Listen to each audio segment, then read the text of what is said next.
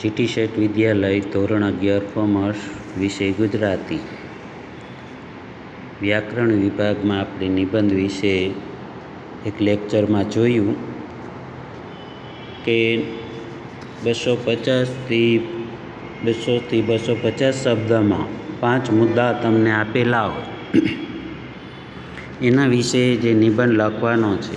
આજ દિવસ સુધી નિબંધ ચોથા ધોરણથી આજ દિવસ સુધી લખતા આવ્યા છે, પરંતુ હવે ધોરણ 11-12માં નિબંધમાં જો 8, 9, 10 માર્ક જોતા હોય તો શું કરવું પડે એની આપણે એક લેક્ચરમાં ચર્ચા કરી. હજી આગળ ઘણું બધું કહેવાનું છે કે જે તમને અમુક નિયમો ન હોવા છતાં મન પડે તે લખવાની છૂટ છતાં જે નિયમો છે આપણે બનાવેલા કે જેને કારણે આપણને પૂરા માર્ક મળી શકે. તો સૌ પ્રથમ નિબંધની પસંદગીની વાત કરી હતી. 3 વિષય આપ્યા હોય તો એમાંથી સારો લાગતો વિષય કે સારું લાગતું નામ એ પ્રમાણે તમારે પસંદ કરવાનું નથી. 1 કે 2 મિનિટ વિચારી લેવાનું છે કે નિબંધમાં હું કયા વિષયમાં 3માંથી કયા વિષયમાં વધારે લખી શકીશ, મને શું આવડે છે, કેમાં ઉદાહરણ, દાખલા, દલીલ એ હું સારી રીતે રજૂઆત કરી શકીશ. આપણે 3-4 પેજ ભરવાની જરૂર નથી. 2 પેજ સુધી તમારો નિબંધ 5 પેરેગ્રાફમાં હોવો જોઈએ, ન કે 4 પેરેગ્રાફ કે ન 6 પેરેગ્રાફ. નિબંધ એટલે 5 જ પેરેગ્રાફ. એની આપણે વિસ્તારથી ચર્ચા કરી હતી આગલા લેક્ચરમાં. છતાં એક વખત તાજું કરાવી જાય કે આરંભ છે એટલે કે પ્રસ્તાવના છે એનો ધારદાર, ચોટદાર એવો આકર્ષક હોવો જોઈએ. એક પેરેગ્રાફ 6 કે 7 વાક્યમાં જ હોવો જોઈએ, નકર પ્રસ્તાવનામાં આખો નિબંધ પૂરું થઈ જાય. નોન સ્ટોપ ક્યાંય પેરેગ્રાફ જ ન આવે. એવું ન થાય એના માટે કોઈ તમને કાવ્ય પંક્તિ આવડતી હોય, ગીતની પંક્તિ, પણ એ વિષયને અનુરૂપ હોવી જોઈએ, લાગુ પડતો હોય. બીજા વિષયની વાત કરી અને હળવેક રહીને આપણા નિબંધમાં ક્યારે અંદર પ્રવેશી ગયા એ ખબર ન પડે એવો વિષયાંતરમાંથી વિષયમાં આવી જવાનું છે. બહુ આગળ નથી જવાનું. એટલે એવું અંગ્રેજીનું કોઈ વાક્ય આવડતું હોય, કોઈ સારું એવું સૂત્ર આવડતું હોય એ લખી અને આપણે આરંભ કરવાનો. ધારદાર, ચોટદાર એટલે first impression is last impression. એવું સરસ મજાની પ્રસ્તાવના 4-5 વાક્યમાં લખવાની. પછી મધ્ય ભાગ કીધો એમાં 3 પેરેગ્રાફ આવે કે પહેલામાં છે દાખલા, દલીલ, ઉદાહરણ, દ્રષ્ટાંત, જે કંઈ કેવું છે એ બીજા પેરેગ્રાફમાં એની વિશિષ્ટતા શું છે, ખાસિયત શું છે એને, અને ત્રીજા પેરેગ્રાફમાં જે લાભ છે એ લખવાના છે કે એનાથી ફાયદા શું છે. આ જે વિષય તમે પસંદ કર્યો છે એના વિશે એક નાનો એવો પેરેગ્રાફ ફાયદા વિશે લખ. કોક નિબંધમાં વધારે ફાયદા હશે, કોકમાં ઓછા હશે. એવી રીતે ગેરલાભ. પછીનો ચોથો પેરેગ્રાફ છે ગેરલાભ છે કે એનાથી નુકસાન શું આપણને તકલીફ પડે છે. એ કોકમાં વધારે હોય, કોકમાં ઓછું હોય. એટલે એ થોડાક નિબંધ વાંચીએ તો આપણને ખ્યાલ આવે. આ દ્રષ્ટિથી વાંચવાના કે આવા 5 જ પેરેગ્રાફ નિબંધમાળામાં હોય 11 ને 12 ધોરણની અંદર.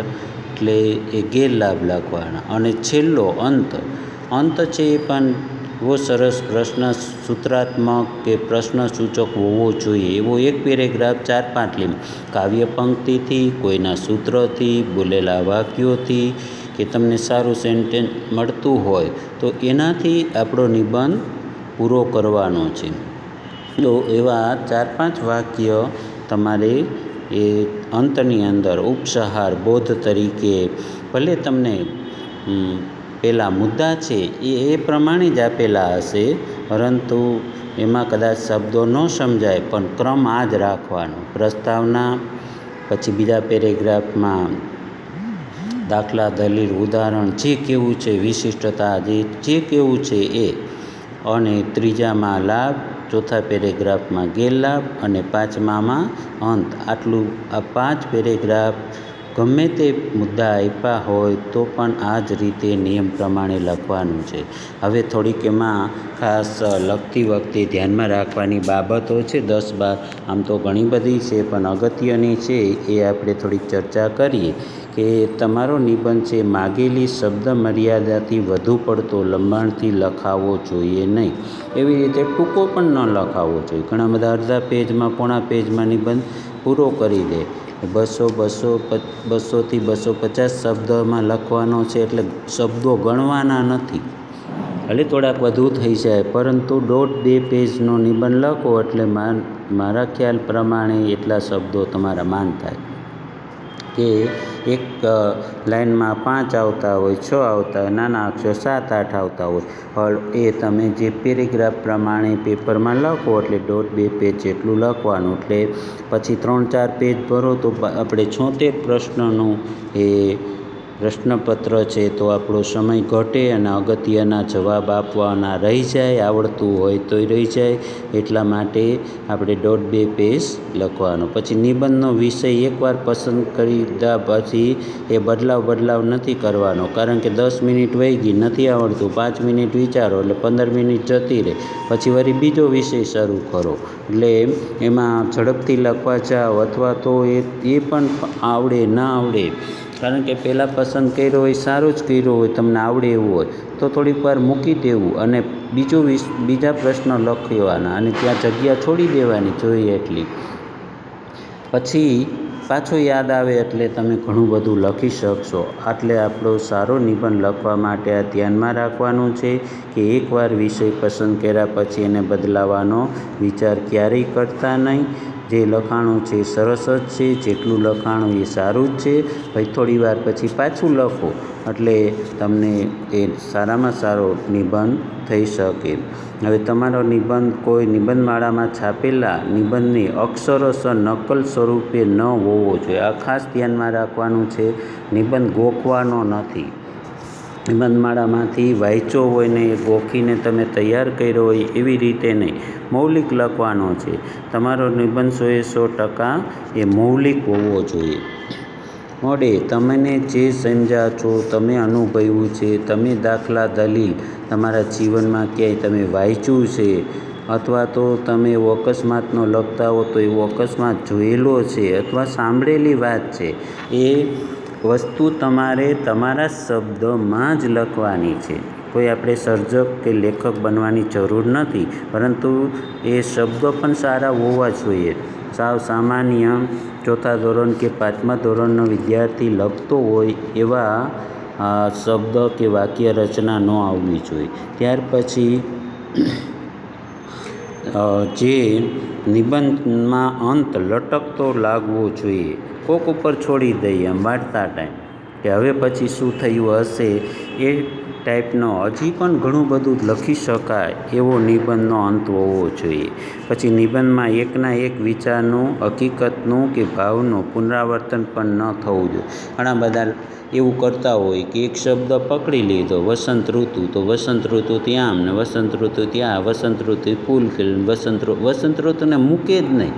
થોડુંક આગળ પાછળ જવાનું છે અને તમારા વિચારો છે તમારા શબ્દમાં જ લખવાના છે અથવા તો શબ્દ બદલાવીને લખે. એકની એક વાત ને એકનો એક વિચાર એ વારંવાર જુદા જુદા સમાનાર્થી શબ્દોથી લખતા હોય તો આવું ન થવું જોઈએ. જે પ્રસ્તાવના, લાભ, ગેરલાભ આ યાદ રાખશો એટલે પુનરાવર્તન નહીં થાય. મગજની અંદર 5 પેરેગ્રાફનો ક્રમ રાખશો કે પ્રસ્તાવના છે, પછી મારે દાખલા દલીલ વિશિષ્ટ બીજા પેરેગ્રાફમાં લખવાનું, ત્રીજામાં લાભ જ લખવાના, ચોથામાં ગેરલાભ અને છેલ્લે 5મા પેરેગ્રાફમાં ઉપસંહાર બોધ. બસ એટલે તમને સરસ મજાનું ક્યારેય આવું પુનરાવર્તન થતા વાક્યો કે વિચારો એમાં આવી શકશે નહીં. હવે જ્યારે નિબંધની અંદર જે રજૂ કરવા ધારેલ વિષયથી દૂરની ચર્ચા કે વિષયાંતર ન થઈ જાય. ઘણી વખત નિબંધનો વિષય એકો રહી જાય અને એવા ઉદાહરણો, દાખલા દલીલથી બીજા વિચારોમાં આવી જાવ અને બીજા વાક્યો લખાવા માંડે. એટલા બધા દૂર વહી જાવ કે એની વાત છે એ નિબંધને કાંઈ લાગુ પડતી જ ન હોય. પછી ખબર પડે એટલે તો આ વિષય ઉપર લખવાનું હતું ને આવું લખાઈ ગયું. એટલે ખાસ કરીને જે વિષયાંતર વિષય જે આપણે લીધો છે એની આજુબાજુ રહેવાનું, પણ એટલું બધું આજુબાજુય નહીં કે વારંવાર પુનરાવર્તન થાય એવું નહીં. અને થોડીક આગળ પાછળની કથા લખવાની, પણ બહુ વધારે વિષય બદલાઈ ન જાય એનો પણ ધ્યાન રાખવાનું છે.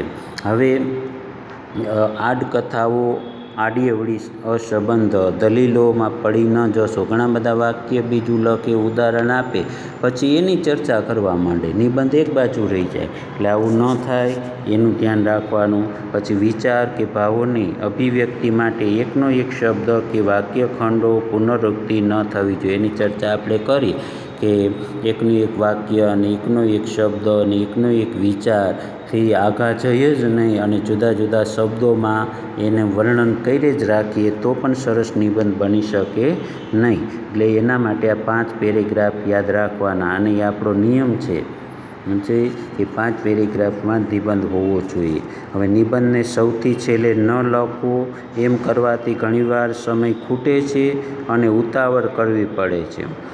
એટલે નિબંધ છે એ તમારે વિભાગમાં આવે છે, વિભાગમાં એ વચ્ચે છે. તો છેલ્લો 5મો વિભાગ છે એમાં છે. આજ દિવસ સુધી તમારે નિબંધ છે એ પહેલો જ નિબંધ પૂછાતો હતો.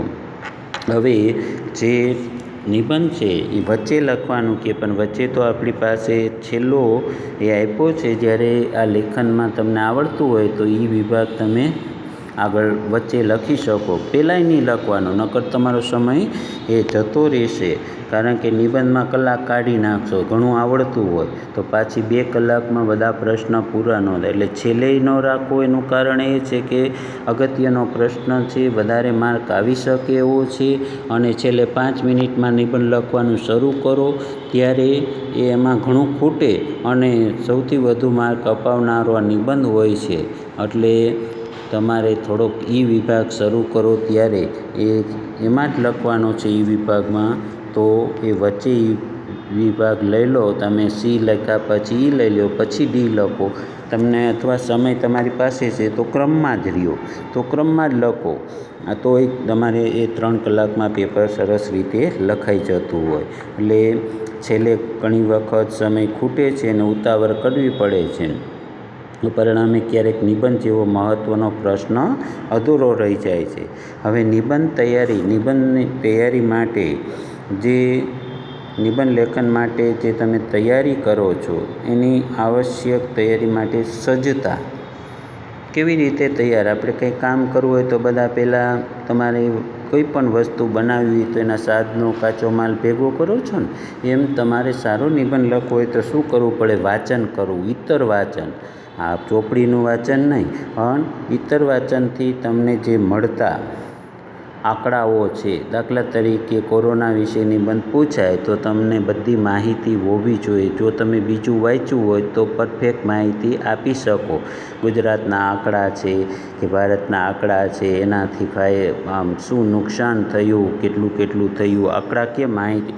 અથવા તો તમે મોંઘવારી વિશે નિબંધ લખતા હો તો મોંઘવારી વિશેનો આપણને થોડોક ખ્યાલ હોવો જોઈએ. મોંઘવારી ત્યાં આમ ને મોંઘવારી ત્યાં આમ ને એવું નહીં. અને આવું ઇતર વાંચનથી તમે સરસ એ તમારી નોટમાં જ્યારે પણ સમય મળતો હોય ને લાઇબ્રેરીમાં આવા પુસ્તકો વાંચતા હો તો એક બુક રાખી એમાં આવા આંકડાઓ નોંધી લેવા જોઈએ તો સરસ નિબંધ લખી શકે. એટલે ઇતર વાંચન અને એની માહિતી તમારી પાસે હોવી જોઈએ. મનન વાંચ્યા પછી આમાંથી આજ મેં શું વાંચ્યું, આમાંથી મારે શું કામમાં આવશે, ઉપયોગી આવશે, 1-2 મિનિટમાં તમે મનન કરો તો પણ એ વાત છે, એના વિચારો છે કાયમી માટે યાદ રહી જાય અને જ્યારે જરૂર પડે ત્યારે એ બહાર નીકળે છે. નિરીક્ષણથી પણ સરસ નિબંધ થઈ શકે. દાખલા તરીકે કોઈ અકસ્માત છે એ તમે જોયું હોય અને પછી લખો એનું તો એનું વર્ણન આબેહૂબ ચિત્ર એ આવે અને એ વાક્યો અને શબ્દો આમ આપોઆપ જોડાતા જાય. અથવા તો તમે ઐતિહાસિક સ્થળની મુલાકાત લેતા હો ત્યારે પણ જો તમે સારી રીતે એનો અભ્યાસ કર્યો હોય તો એના શબ્દો અને વાક્યો રૂપે નિબંધમાં સરસ આવે. જોયું જ ન હોય ને એમને લખવા માંડીએ તો એ ગપ્પા લાગે, થોડુંક આડાઅવળું થઈ જાય. પણ એ કલાકારની એ નકશી, એનું ચિત્ર, એનાથી થતો તમને આનંદ અથવા પ્રવાસમાં ગયા હો તો એ પ્રકૃતિ સૃષ્ટિનું વર્ણન જ્યારે લખતા હો તો તમે જે જોયું છે એ શીતળ પવન હોય કે વરસાદ ચાલુ હોય અથવા ઠંડીમાં ગયા હોય અથવા તો ગરમીમાં એ જે અનુભવો થઈએ, ઉનાળાનો બપોર પણ નિબંધ પૂછાય. તો આવું નિરીક્ષણ કરવાથી પણ સમાજનું દર્શનનો નિબંધ પૂછાય, ચૂંટણી વિશે પૂછાય, તો એ આપણે જો એ જોયેલું હોય, નિરીક્ષણ કરેલું હોય તો એ સારો નિબંધ, એના વાક્યો આવી શકે. હવે ચોથો મુદ્દો છે વિચાર વિનિમય.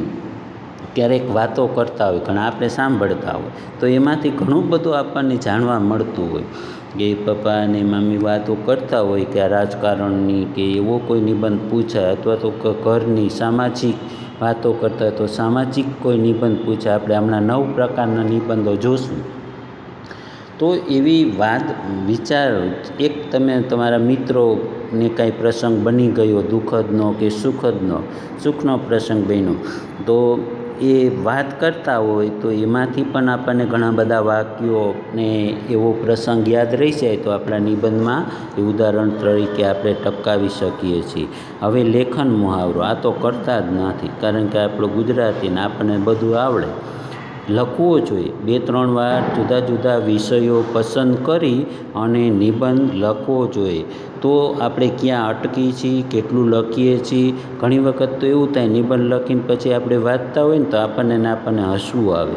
એટલે નિબંધ લખવો જોઈએ, ત્યાં ભૂલ થતી હોય ફરી પાછો લખવો જોઈએ, એમાં સુધારા વધારા કરવા જોઈએ. આ લખવાથી આવડે. આ નિબંધ મેં 10 વાંચ્યા, મન પડે લખી નાખીને આવે તો સાહેબ અમે વર્ષોથી નિબંધ લખીએ છીએ, તો એ તમે ભૂલ ખાશો 11-12મા ધોરણમાં. એટલે 2, 5, 10 નિબંધ દર વર્ષે હું તો બધા પાસે 5-5 નિબંધ લખીને હું ચેક કરી આપું. પણ આ વર્ષે તો આપણે પરિસ્થિતિ જ એવી છે કે થોડુંક કામ તમારે જાતે કરવું પડશે.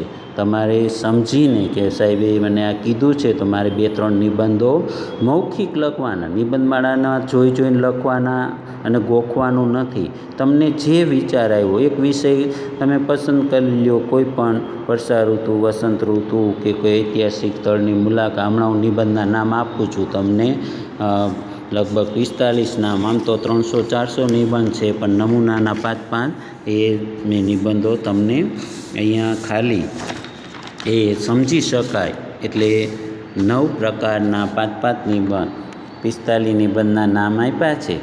તો એમાંથી કોઈ પણ એક વિષય લઈ લો અને લખો. 5 પેરેગ્રાફમાં લખો, 1.5 પેજ જ લખવાનું છે અને તમારા જ વિચારોમાં લખવાનું છે.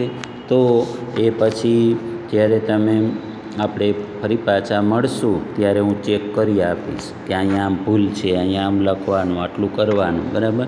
આપણે લેખક નથી બનવું, સાહિત્યકાર. પણ આપણી 11મા ધોરણ અને 12મા ધોરણમાં જે શબ્દ ભંડોળ અને વાક્ય રચના આપણી પાસે છે એ અંદર રજૂ થવી જોઈએ. નહીં કે 4થા, 5મા, 7મા ધોરણના વાક્યોને એવા બધું વિચારો આવે. એટલે આપણા વિચાર પ્રમાણે બહુ ભારેખમ નહીં. આપણે સંસ્કૃતના ભાષાના વિદ્વાન હોય એવું નથી, ગુજરાતી ભાષાના સાહિત્યકાર કે લેખક હોય એવું નહીં, પણ આપણને જે સમજાય એવી કંઈક સારી ભાષા લખવાની છે.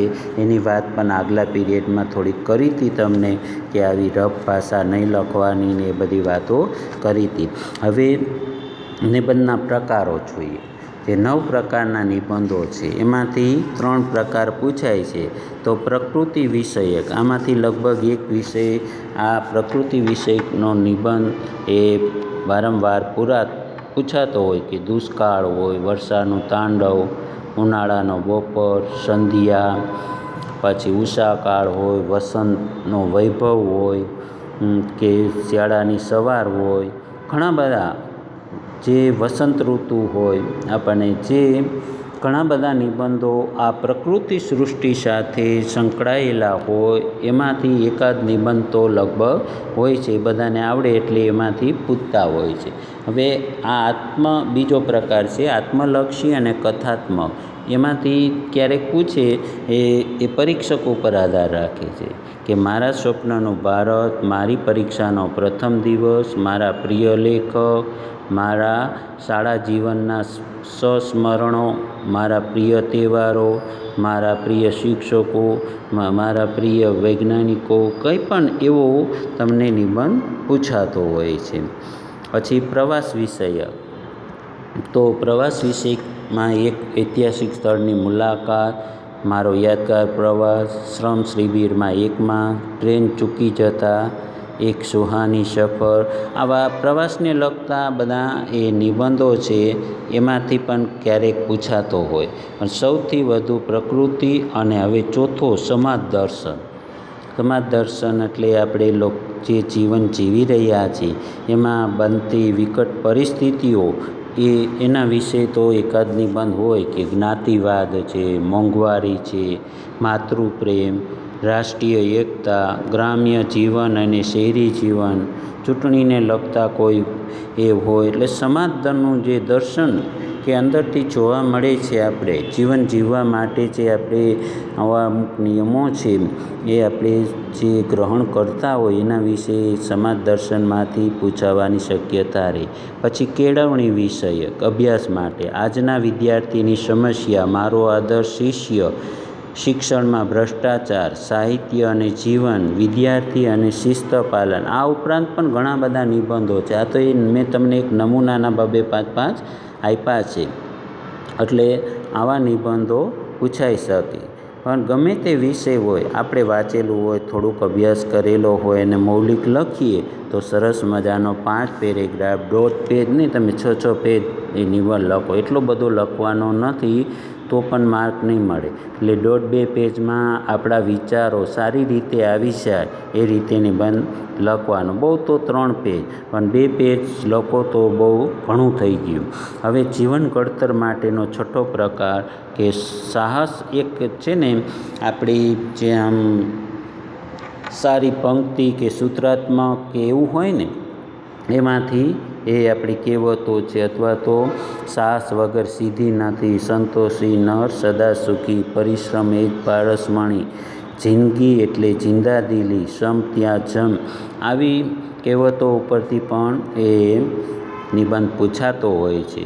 પછી કલ્પના વિહાર, જો મને લોટરી લાગે તો, જો પરીક્ષા ન હોત તો, જો હું પરમેશ્વર હોઉં તો, જો હું શિક્ષક હોઉં તો, જો શસ્ત્ર વિનાની દુનિયા, એ પણ કે કોઈ શસ્ત્ર જ ન હોત તો કોઈને મારી ના શકત. એવો પણ નિબંધ એક વખત પૂછાયેલો. આત્મકથાત્મક એટલે એક શ્રમજીવીની આત્મકથા, એક નિવૃત્ત શિક્ષકની આત્મકથા, નિશાળનો બાકડો એટલે કે બેન્ચ એ બોલે છે આટલા દિવસ સુધી બેન્ચ ઉપર બેઠા બેઠા ઘણો અભ્યાસ કર્યો છે તો એના વિશે લખવાનું છે. સારા નરસા લાભ, ગેરલાભ, વિશિષ્ટતાઓ છે. પછી એનો શરૂઆત છે નિશાળમાં પહેલા દિવસથી છેક અંત સુધી છેલ્લે એ તમે લખી શકો છો. પછી એક ભિખારીની આત્મકથા, એ પણ એવા નિબંધો કથાત્મક નિબંધ તરીકે 8મા પ્રકારમાં. અને 9મો છે ઇતર છે, અન્ય છે, જે પ્રકીર્ણ, જે માનવ જીવનમાં વિજ્ઞાનનો ફાળો, ટેલિવિઝનના લાભાલાભ એટલે લાભ અને ગેરલાભ. બધા લાભાલાભ એટલે લાભ ને લાભ જ લખે. લાભાલાભનો અર્થ થાય છે લાભ અને ગેરલાભ. એટલે આવો વિષય સમજી લેવો પહેલાં. ભારતનું નવનિર્માણ, પ્રદૂષણ એક સાર્વત્રિક સમસ્યા, માનવ જીવનમાં વૃક્ષનો ફાળો.